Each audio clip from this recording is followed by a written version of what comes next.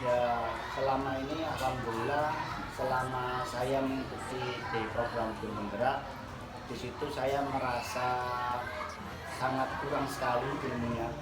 Karena di situ kumpulan-kumpulan dari orang-orang hebat, mulai dari yang namanya pendamping praktek, rekan sejawat atau peserta JGP atau Guru Penggerak, apalagi fasilitator, itu sangat ilmunya sangat mendalam. Dan banyak ilmu yang saya dapat, pengalaman pun juga saya dapat dari situ, mulai dari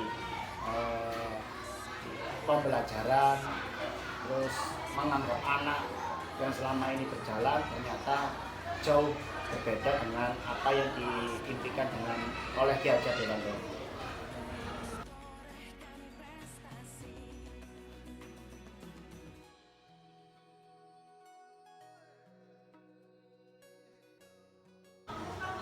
Terus untuk mengenai strategi dalam pembelajaran diferensiasi itu gimana Pak? Kalau pembelajaran diferensiasi kan kita harus melakukan tes diagnostis dulu ke anak-anak. Nah, jadi di situ kita ibaratnya itu memetakan anak. Suatu kelas harus dipetakan anaknya. Tipe anak atau model pembelajarannya anak itu berbeda-beda. Ada yang audio, ada yang visual, ada yang kinestetik.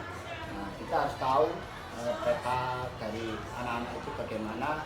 Jadi anak itu nggak merasa dirugikan dengan model pembelajaran yang kita bawakan.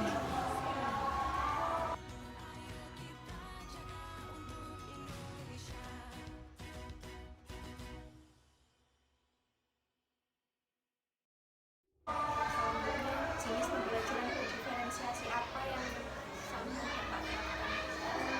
Kurikulum saya sebagai di sini guru mapel yang saya empu. Jadi yang paling banyak yang saya terapkan itu ya pastinya kinestetik. Karena anak merasakan langsung, mengalami langsung, dan mendapatkan pengalaman langsung. Tapi ya nggak menutup kemungkinan saya juga melakukan visual atau secara audio.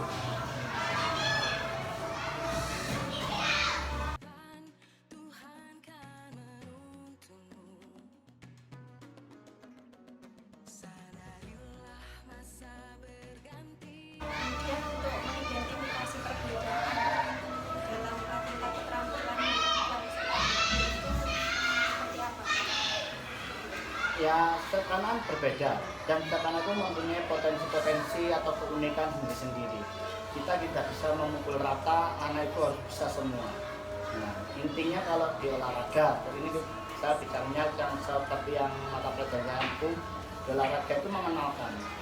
Nah, metodenya nggak secara nggak langsung, kita cuma mengenalkan aja. Nanti perkara anak itu mendalami, nanti tingkat berikutnya itu.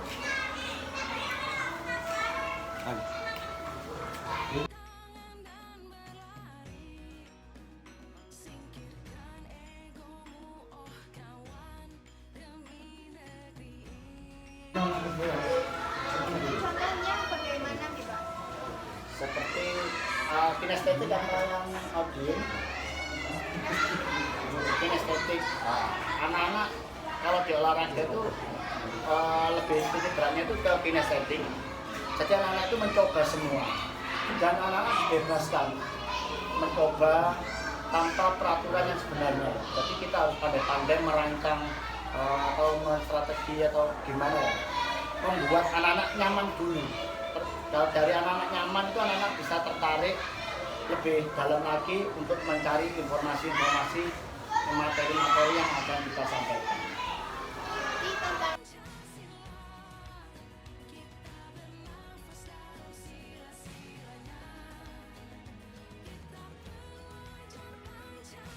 dalam membuat materinya Kalau tantangannya itu kita tingkatnya SD ya, beda nanti kalau tingkatnya SMP atau SMK. Kalau tingkat SD itu dibedakan lagi, ada yang kelas tinggi, ada yang kelas rendah. Tantangannya itu mengambil minat anak-anak itu, menjaga mood. Jadi kalau anak yang tingkatannya rendah, itu tantangannya kan kita jaga moodnya itu lebih sulit. Kalau yang besar mungkin sudah mempunyai kesadaran sendiri. Jadi bagaimana kita menarik anak-anak itu untuk bagaimana ya caranya minat anak dulu. Anak kalau dari suka, dari minat, nanti kita mudah untuk mengisi ilmu atau pembelajaran yang kita bawakan. Solusinya ya kita harus banyak macam model pembelajaran. Contoh-contoh permainan yang benar nyaman, bagaimana kita membebaskan anak-anak, intinya pembelajaran pendidikannya membebaskan anak. Nah, kalau ingin dalam lagi ya kita harus belajar dulu tentang pendidikan. Menurut Ki Dewantoro itu pendidikan menghamba kepada anak.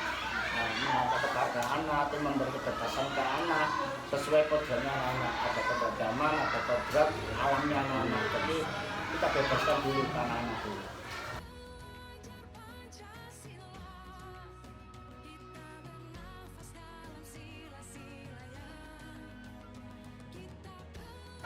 Kemudian untuk ini Pak, mengevaluasi keberhasilan dari pembelajaran Bapak, mungkin ada dari pengalaman Bapak yang sudah diterapkan, apa ada indikator atau metode evaluasi tertentu untuk mengukur keberhasilan?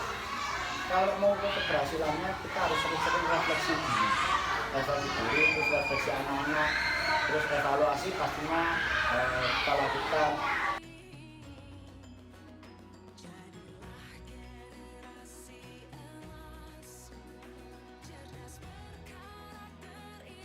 Yang paling penting kolaborasi dengan rekan sejawat. Jadi kita tuh tidak bisa menilai diri kita sendiri, yang bisa menilai itu orang lain intinya itu. Jadi bagaimana kita berkolaborasi, komunikasi dengan rekan sejawat. Nah, dari rekan sejawat itu kita bisa menarik refleksi diri kita atau mengambil evaluasi yang disarankan oleh rekan sejawat kita.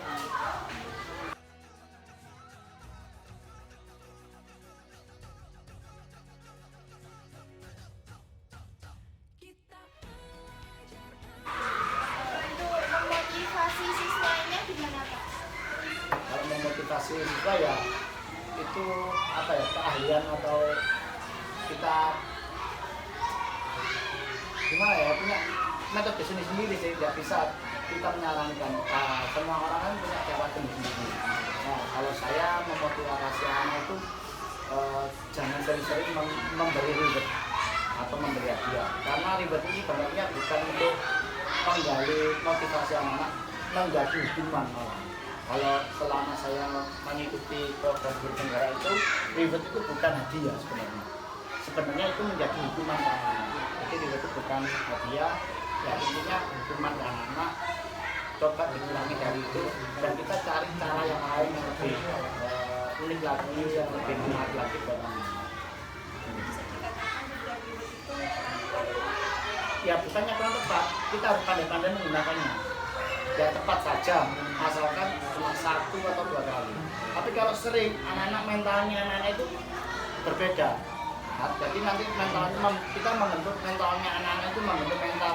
Oh, tujuannya bukan ke pembelajaran, bahkan titik fokus kita ke pembelajaran. Titik fokusnya anak-anak, titik beratnya anak nanti ke reward. Nah, di sisi lain, anak yang tidak mendapatkan reward atau tidak bisa mendapatkan prestasi dari kita kan pasti tidak kelebihan. Nah, akan menjadi gimana ya, tidak percaya diri. Nah, bisa menghukum dirinya sendiri, apalagi menghukum ke teman yang lainnya. Jadi seolah-olah membedakan anak. Nah, kita kan kalau pembelajaran jangan sampai anak itu sekarang mempunyai gap atau jarak atau perbandingan. Tapi kalau pembelajaran itu atau pendidikan kita harus bisa seolah-olah bisa menyatukan dalam perbedaan.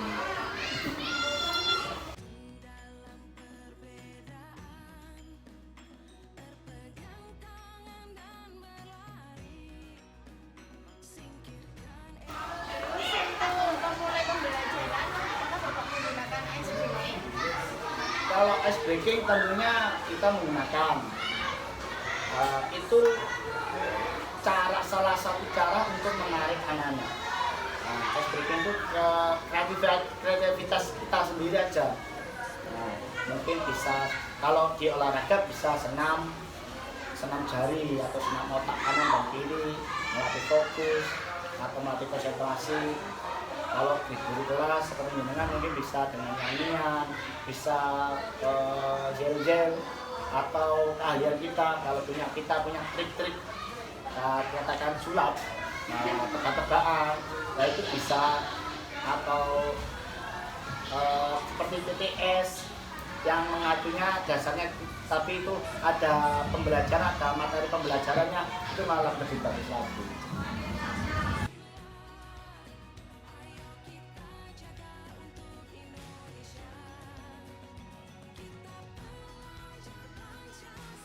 Kemudian apa dampak positif dari pengalaman Bapak setelah menerapkan pembelajaran diferensiasi? Dampaknya keberhasilan yang kita, tujuan pembelajarannya kita impikan itu semakin besar keberhasilannya. Nah, terus anak itu untuk pemahaman materi atau pembelajaran yang kita bawakan semakin mudah, karena intinya memudahkan anak-anak. Nah, tapi yang imbasnya itu ke diri kita, pokoknya titik beratnya itu ke anak-anak. Jangan fokusnya pembelajaran jangan ke diri kita, apalagi menginginkan kita, tapi titik beratnya itu kita harus fokus ke anak. Intinya itu, kalau di referensi kan anak-anak bisa, kitanya bisa membedakan, oh anak ini ahli di audio, ahli di visual, atau mode pembelajarannya di kinestetik. Nah, kita lebih mudah mencari mode pembelajarannya. Apalagi kalau kita pandai-pandai mengombinasikan atau mengkolaborasikan antara anak yang audio atau visual atau kinetik menjadi satu, itu akan menjadi kolaborasi atau keberhasilan pembelajaran yang sesungguhnya. Fokusnya ke kebutuhan anak. Iya, kalau dari saya kebutuhannya anak, kebutuhannya anak. Ya.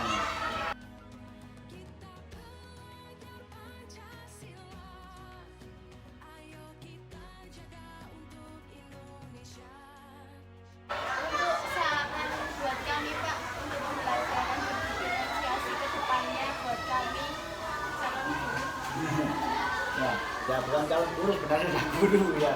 Kalau kita sudah tidak pede, kalau dengan ini waktu saya kuliah di perkuliahan itu, meskipun kita masih kuliah, sudah masuk ke PPL, ingat saya dosen saya Pak Muhammad itu jangan menganggap kita bukan guru, jadi kita sudah menjadi guru.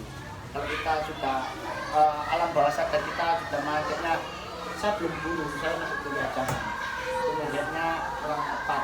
Nah, kita harus fokus dulu, saya sudah menjadi guru. Jadi nanti kita pede di kelas. Itu sarannya untuk tadi banyak. Untuk sarannya berdiferensiasi ya, gimana kita kreativitas untuk menarik anak-anak. Nah, terus pandai-pandai atau kreativitas kita kalau kita dalam mengolaborasikan dari 3 mode pembelajaran itu saja saran saya. Sebenarnya kalau saya sebenarnya ya bukan tamu ya di sini, saya jalan lewat sana sebenarnya saya juga memperhatikan dengan di kelas seperti ini, dengan satu PPL 1 dan PPL yang lain, sebenarnya saya memperhatikan.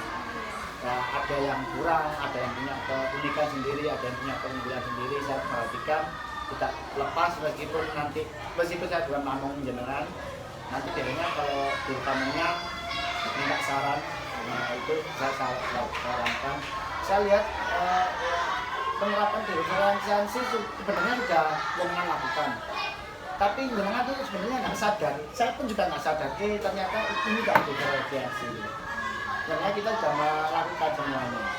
Ya, itu saja sarannya ya kreativitas kita aja ditingkatkan secara menganalisa. Terima kasih ya Pak sudah menambah ilmu buat kami juga. Iya. Terima kasih. Ya, untuk saya ada kurang dan lebihnya, mohon maaf apabila ada kurang paham atau kurang puas dengan jawaban saya, monggo sharing-sharing lagi nggak apa-apa. Nah, saya ya kayak gini, tempat saya juga seperti ini, ya monggo nggak apa-apa.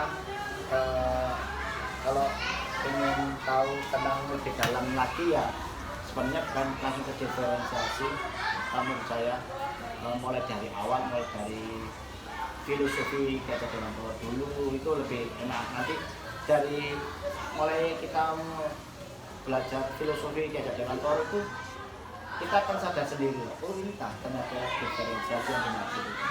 Menurut saya juga masih belajar ya. Itu saja dari saya. Wassalamualaikum warahmatullahi wabarakatuh. Terima kasih. Ini nih. Terima kasih.